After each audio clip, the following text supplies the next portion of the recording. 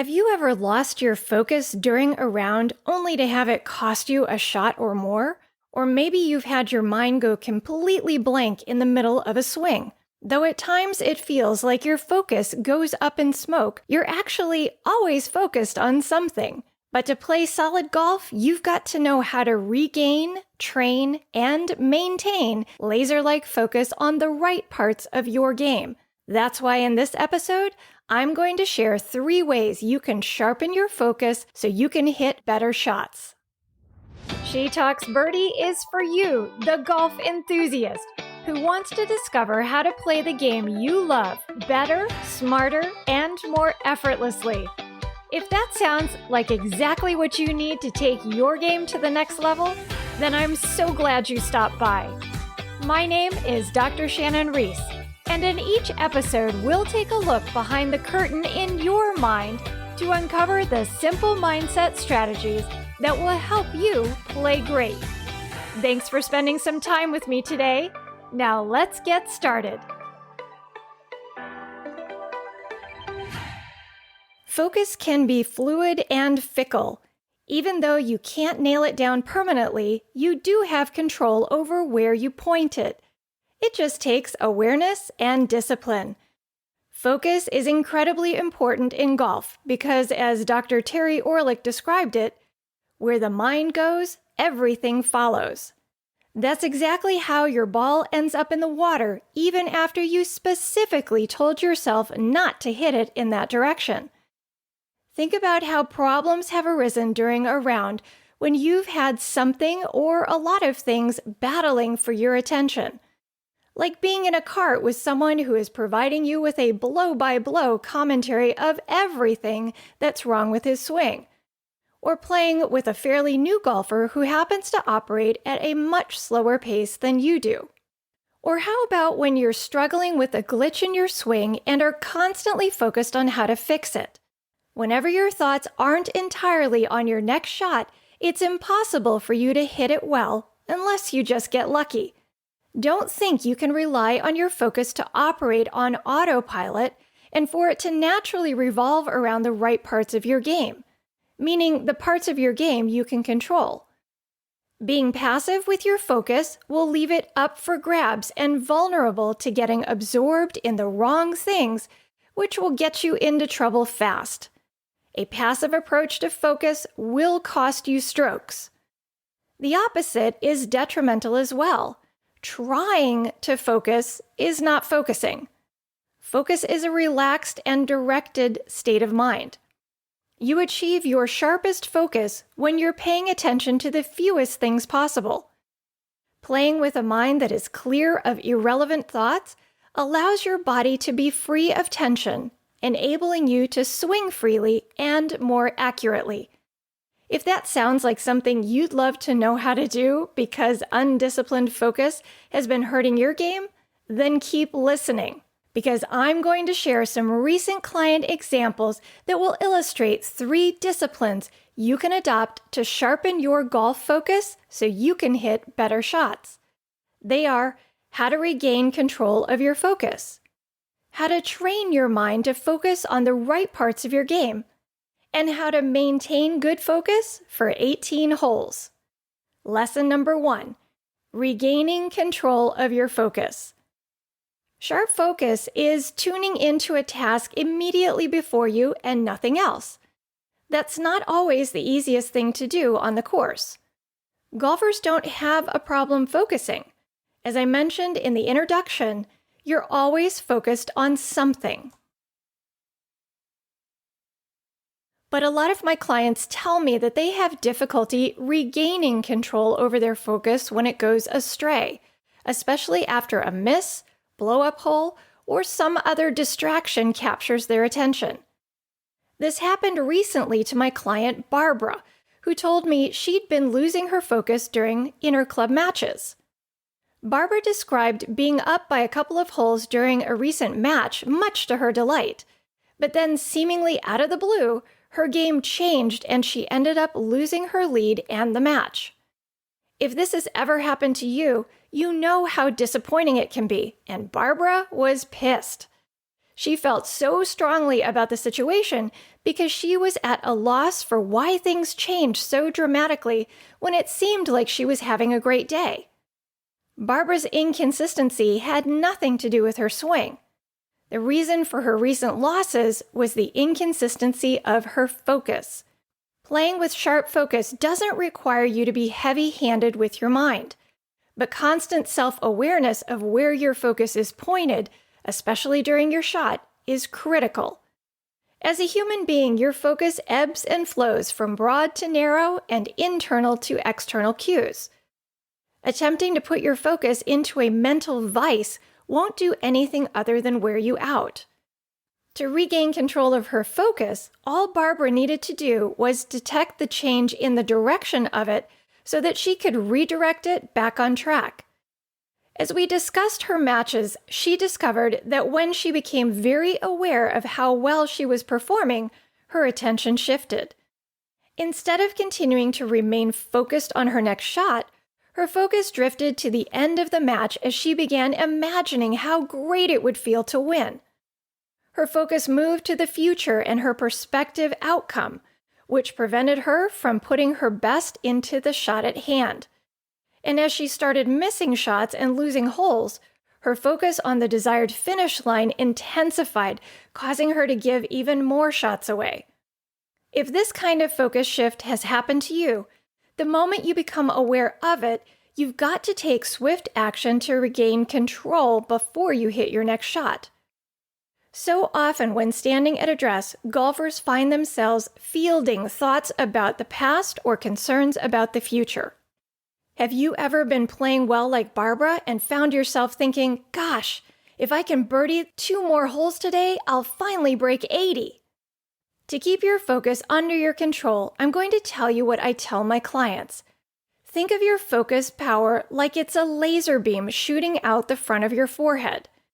When planning and then stepping into a shot, make sure that your laser beam is singularly locked onto your desired target.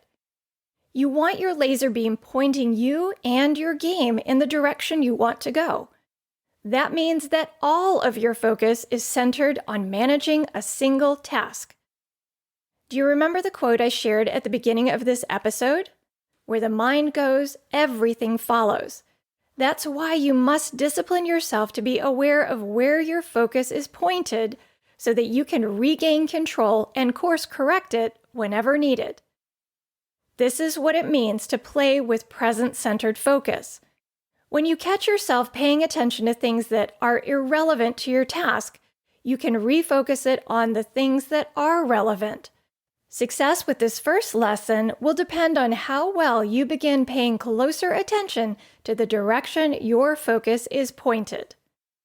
Lesson number 2, training your mind to focus on the right things.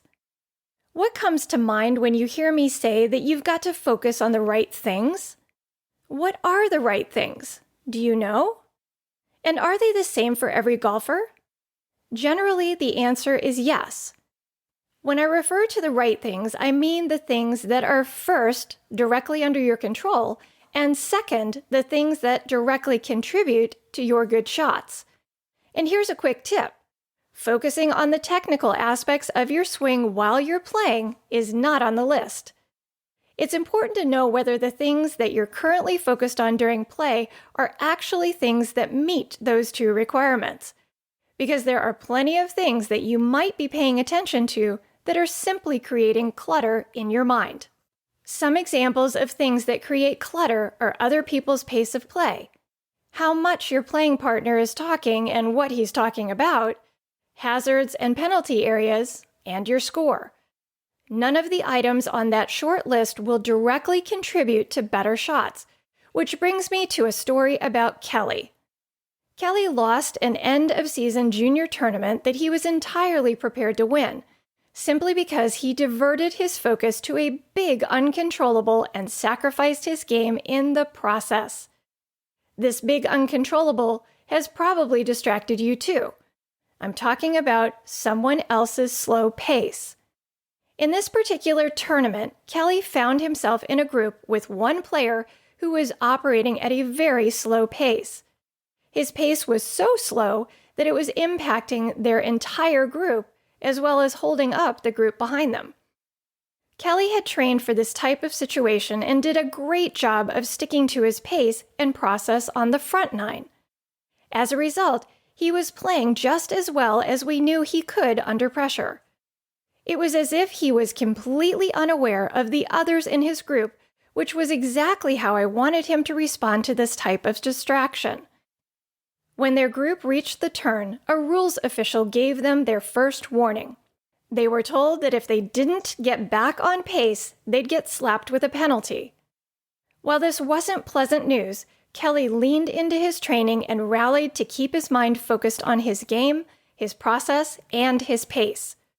But when the official came back around 2 holes later with a second warning, Kelly's resistance began to unravel. He took it upon himself to try to speed up the group by playing faster. This led to some avoidable misses that began adding shots to his score and adding time to his play. In response, he tried to force good shots and play even faster, and the downward spiral continued.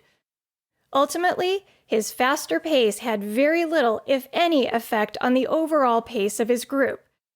Changing his pace forced him to sacrifice his trusted process, which directly impacted the quality of his shots.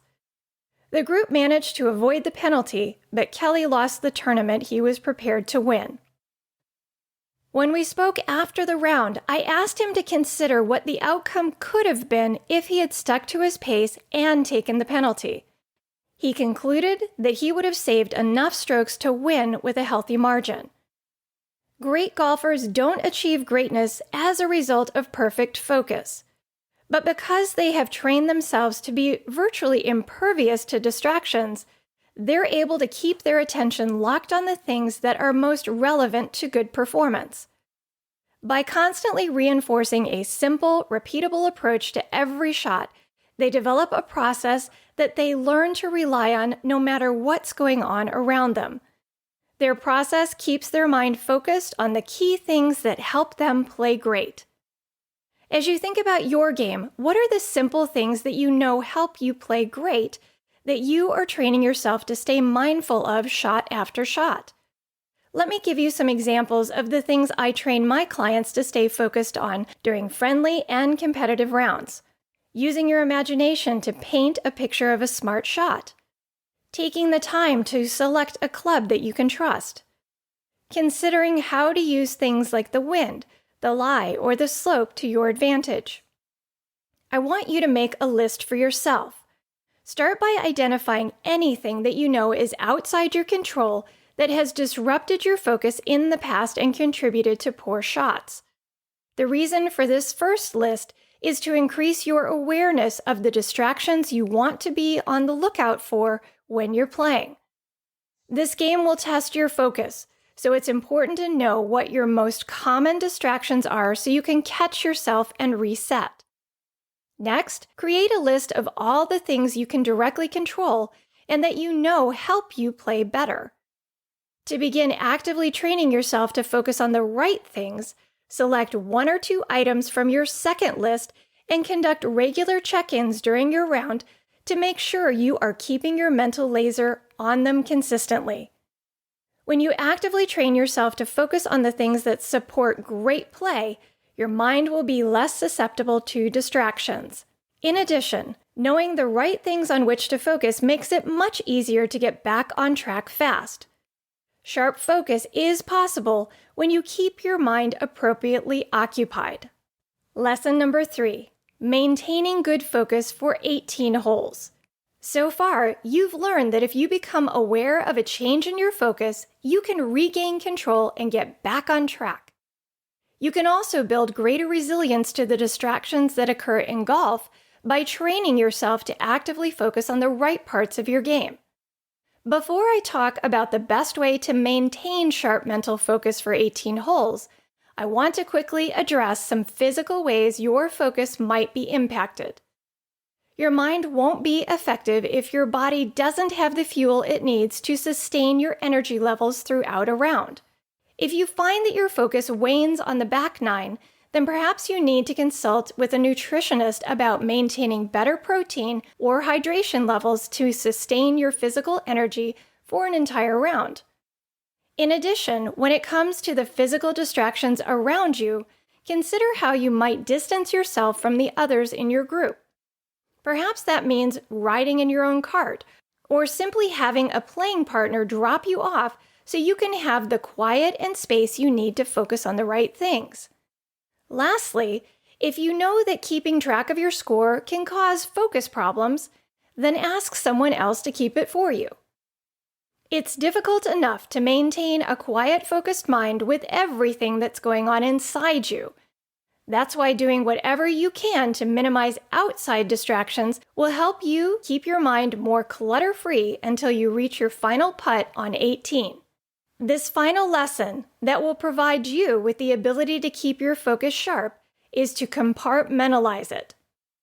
You've heard golfers talk about trying to balance the social and serious sides of golf. I hear about it so often that I teach a full workshop on the subject. The first step to successfully segmenting your focus is to know when you need to dial it in and when you can allow your mind the freedom to wander. The time to narrow and actively direct your focus is during your shot cycle.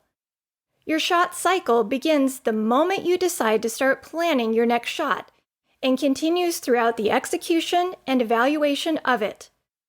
Every shot has a beginning, middle, and end during which you want your focus to be on point. The time between shots and holes is when you may allow your focus to widen, relax, and wander. This is the time to enjoy your surroundings and those with whom you're playing.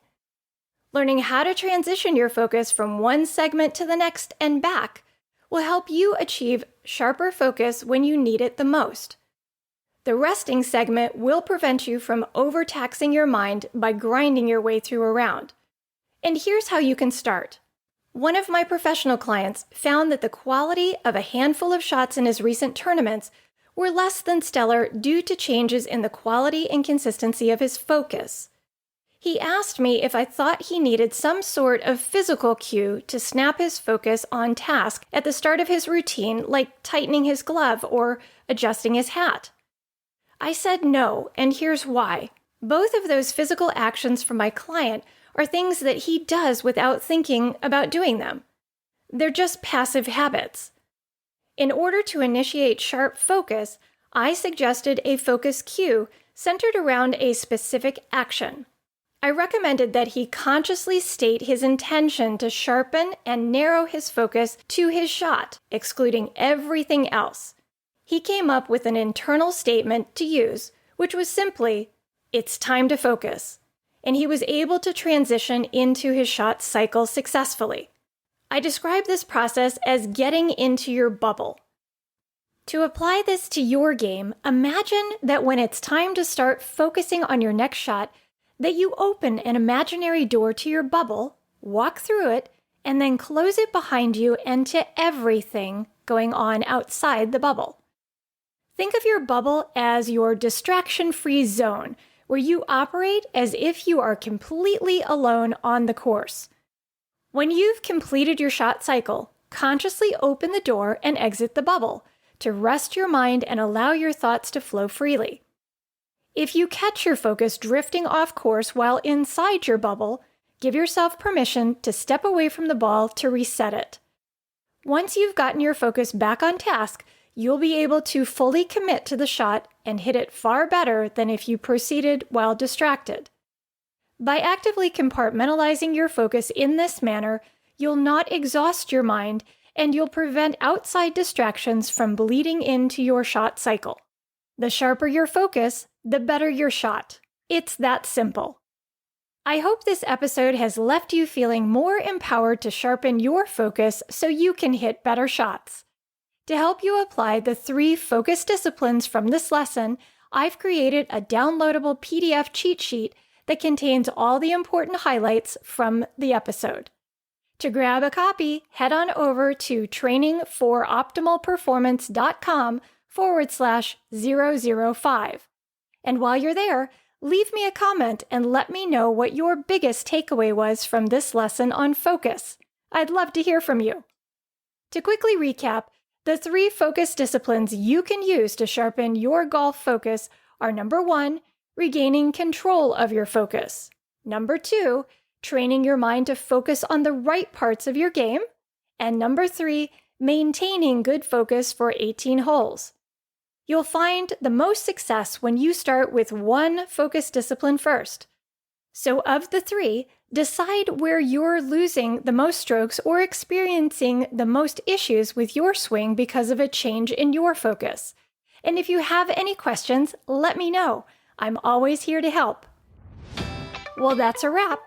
Thanks for tuning in today. If you enjoyed this episode, please consider heading over to iTunes to rate this podcast or to leave me a review. It's the best way to support the podcast and to enable me to keep providing you with the actionable content you need to play great. And if you haven't subscribed to the She Talks Birdie podcast, what are you waiting for? That'll guarantee you won't miss a single juicy episode. I'll be back soon. Until next time, get out there and play great.